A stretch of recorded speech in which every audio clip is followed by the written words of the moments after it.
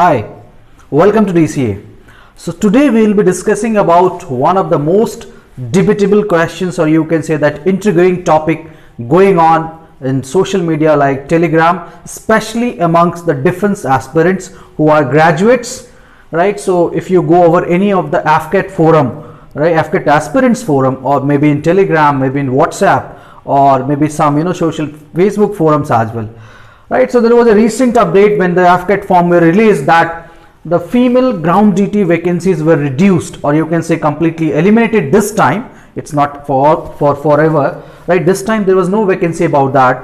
So people were discussing about that, why this, right? What is the reason, right? So everybody is guessing. We are also guessing, right? So everybody is talking about his points. What do you think that why the number of vacancies has been reduced, right? So we will try to have a look.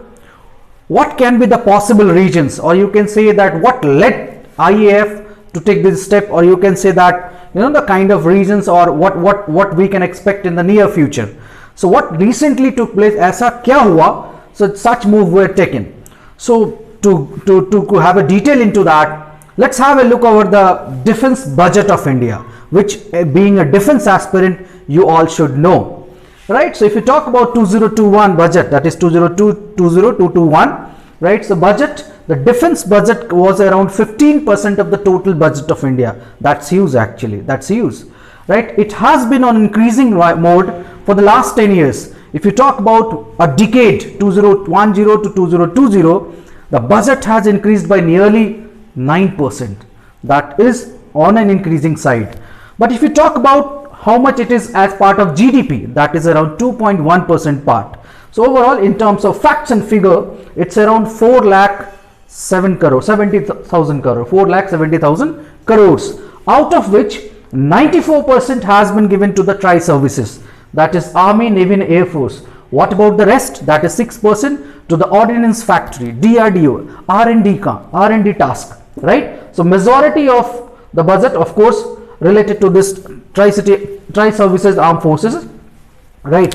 Now, if you talk about the committees associated, they have recommended that the defense budget should be at least 3% of the GDP, right? Recommendation. So it's 2.1% right now. It's not too bad, actually. We are on the increasing mode, right? So budget has increased by 9%. I already told you. Now let's have a look over the distribution of this 94% among the tri-services.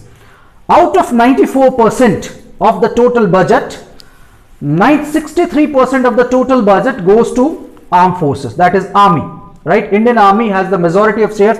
Reason, majority of the personals, उनके पास जो personals है वो ज़्यादा हैं, right? Then we have around 18% share to the IAF, and the rest 13% to Navy. Navy has the least share, right?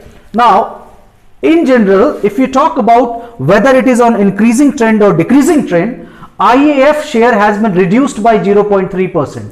So Air Force share has been reduced by approximately 0.3%. Not a big deal, not a big deal. You can say it's more or less constant.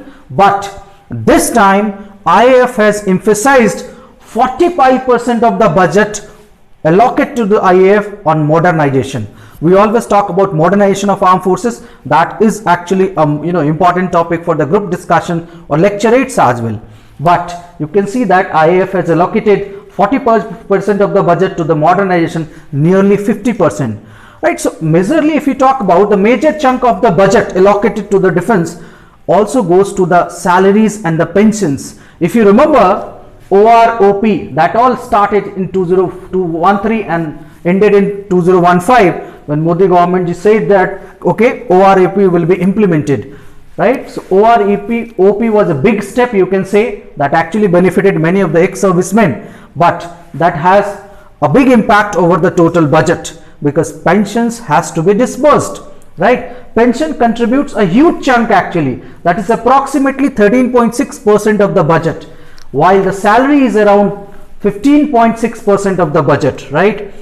You have a fixed, this is same as a mathematical equation, salaries plus pension plus research and development, or you can say storage, plus modernization.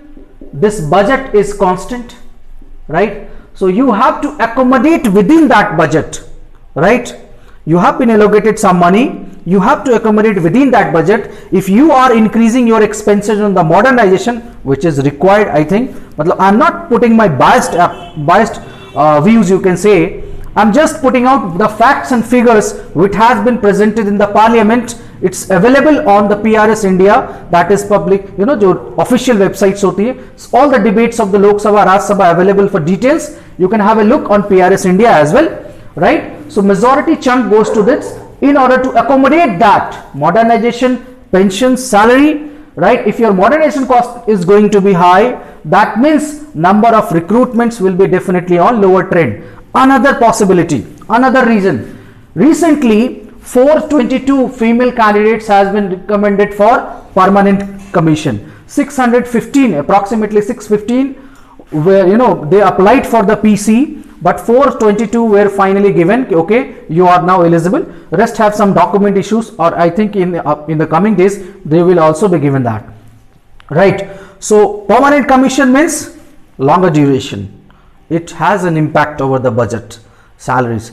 Now that's why army is coming with the idea of, or you can say these days, the territorial army, the charm is going on. Voluntary, you can say that voluntary job. It's like 3 months job in the armed forces. Similarly, we have, you know, if there was a new scheme launched by Indian Army, like you know, voluntary job for the 5 years or 6 years after you graduate out, right? So this types of a scheme where army or armed forces don't have much burden, people should voluntarily join. They are trying for that because the budget is definitely a constraint. The budget is a constraint, right? So this is overall scenario. And in fact, if you look over how does the budget versus pension scenario goes on, in the last 10 years, pension has increased by 14% per annum, but the budget has increased 9% per annum, right?